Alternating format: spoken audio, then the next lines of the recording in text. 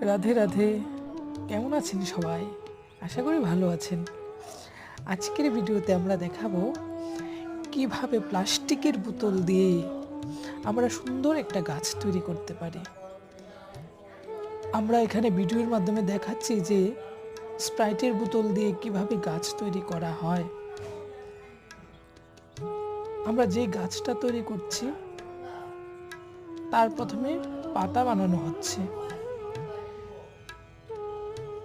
একই প্রসেসে আপনারা যদি বাড়িতেও তৈরি করেন তাহলে দেখবেন সুন্দর একটি গাছ তৈরি হয়ে গেছে।